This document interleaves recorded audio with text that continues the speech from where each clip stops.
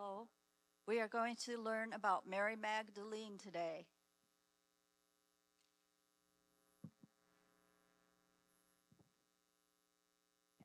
Luke is the one that said Mary is from Magdalene, is of Magdalene. And she's one of the best known and the least understood names in the scriptures. She is mentioned in all four of the Gospels, a total of, do you know how many times? 12. 12 times by name.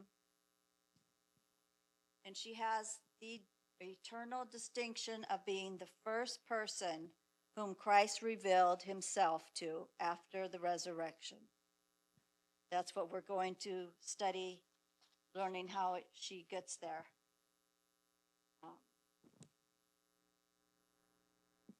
Luke said Mary called Magdalene.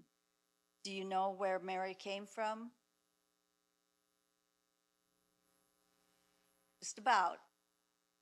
Magada. It's a small fishing village.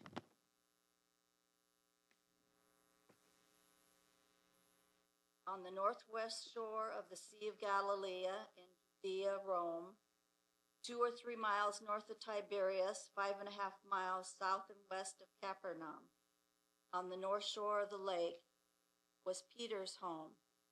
So this was the place for Jesus' Galilean ministry. There was a lot of preaching going on, and there was a lot of demons in this area.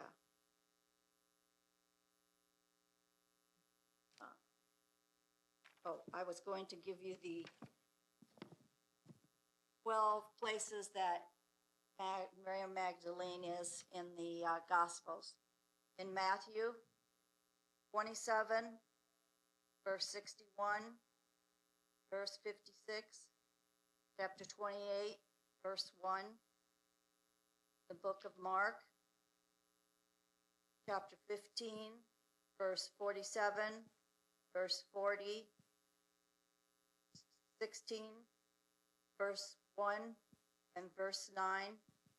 The book of Luke is chapter 24, verse 10, chapter 8, verse 2, and in John, it's chapter 19, verse 25, verse 20, 1, and 18.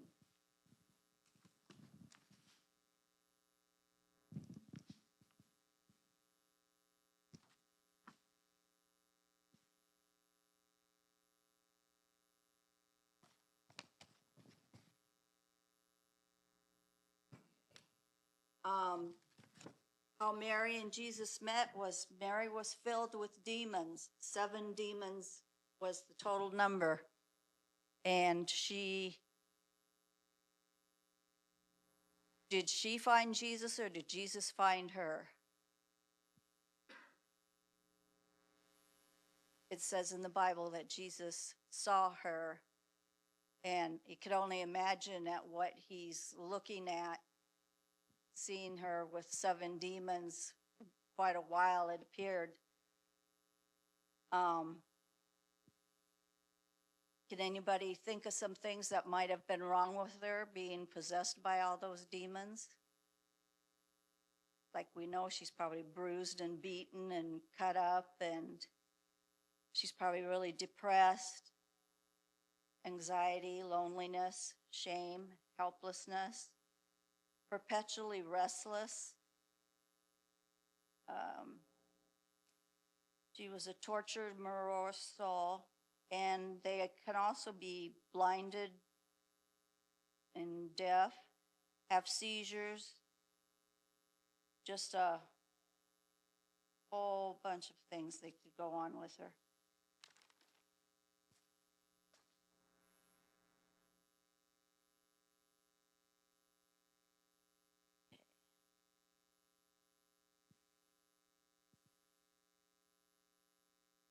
Mary lost all control and dignity along with everything she knew in her previous life. Beauty and wealth did not spare her from the evil that assailed her every hour of every day.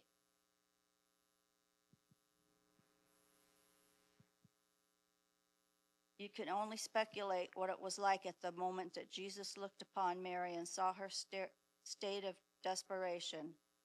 But only he, Jesus, could have seen who she really was, regardless of her state. Not only did he recognize her, but he commanded the 7 demons to leave her. Their friendship forged from the freedom she suffered through that led to Mary's entire life, henceforth serving as a reflection of her gratitude.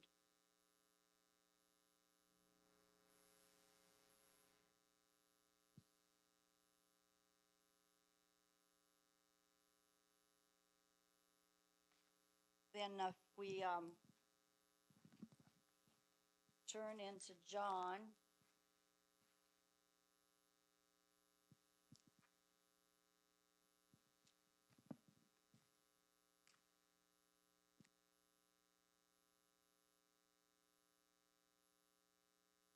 on chapter 20,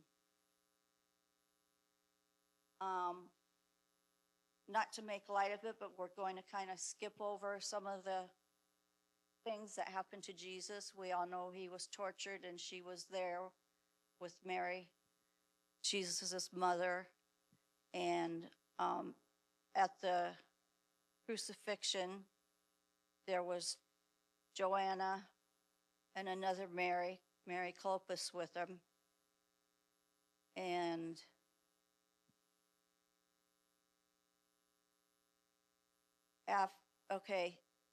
there came at noon, it went dark.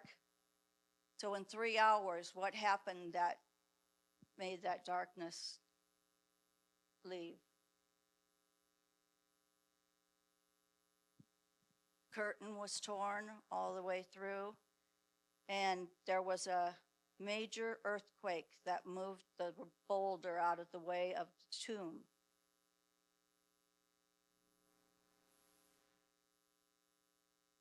So when we come to the tomb, Mary was close enough at his crucifixion that she could hear Jesus asking John to take Mary as his own mother and care for her. That's how close she was to him. And they say they usually aren't just a few feet above ground, so they don't have to reach up high.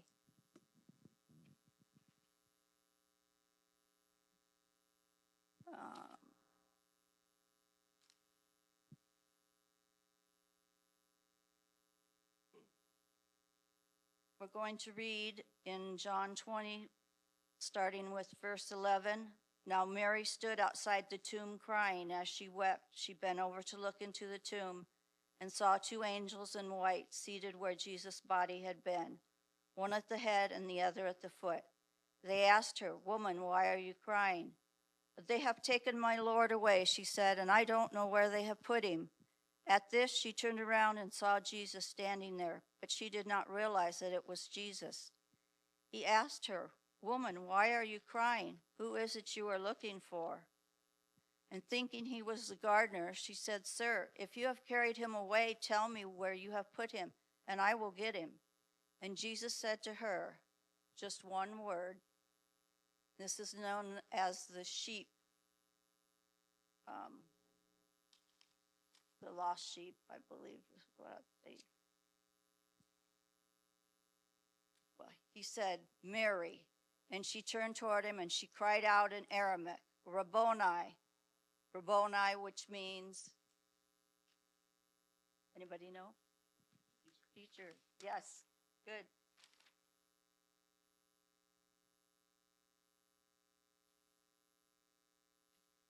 Jesus said, "Do not hold on to me, for I have not yet ascended to the Father. Go instead to my brothers and tell them, I am ascending to my Father and your Father, to my God and your God." Mary Magdalene went to the disciples with the news, "I have seen the Lord," and she told them that he had said these things to her.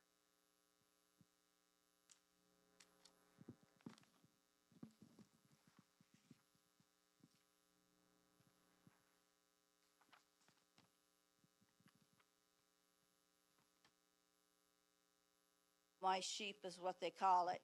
And it explains it just in John 10:26 and to 30.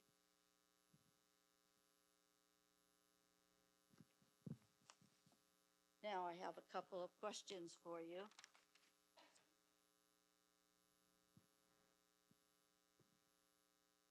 Mary was the first to see Jesus after he was risen. In what ways was she uniquely qualified for this honor?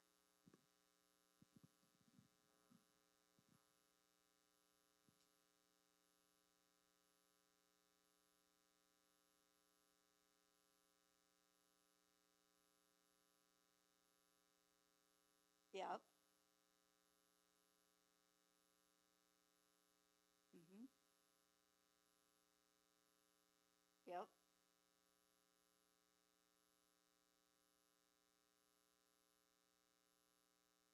Mm-hmm. And also it says demonization is not a sin per se, but an affliction that renders a person victimized beyond his or her control.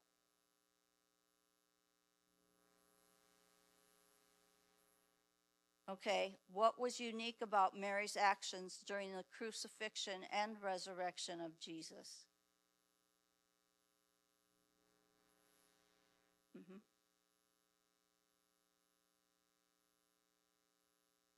Mm-hmm. Yep. Mm-hmm. Yeah, she went in the dark.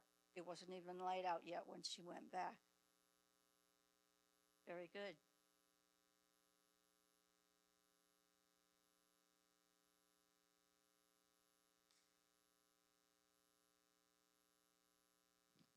Does anybody have any questions about Mary Magdalene? Does anyone know what happened to her after the resurrection and everything was all over? Um,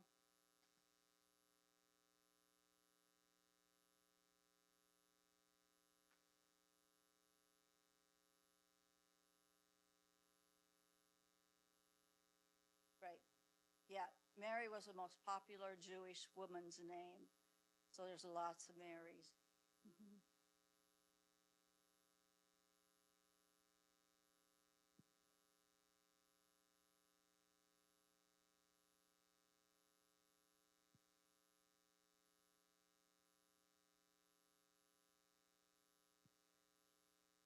But they proved it's false. They have proved it, that that wasn't her. Because when she came out of the demons came out of her, I guess it was still clear to tell that she was a beautiful lady at one time. And she also was a wealthy woman. She helped one of the few women who helped support Jesus and his followers.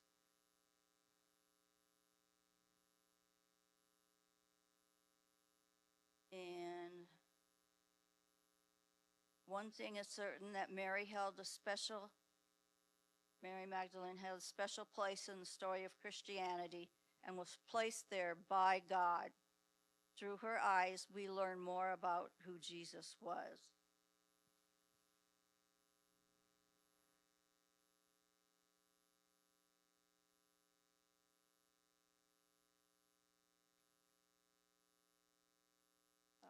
Where's my, oh, what happened to Mary after the resurrection?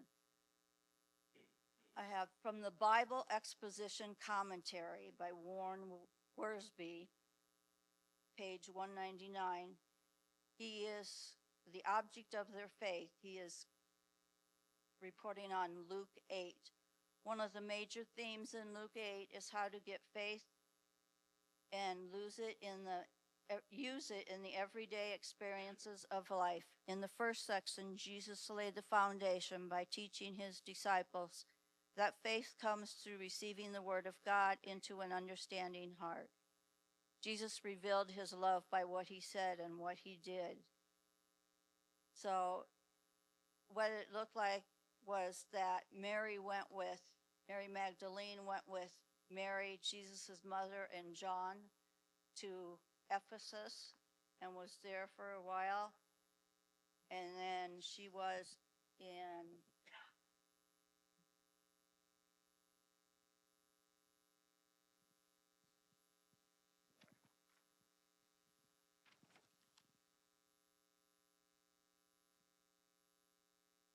yeah, Ephesus, which is now near modern Seluk, Turkey, and that's where she died and was buried.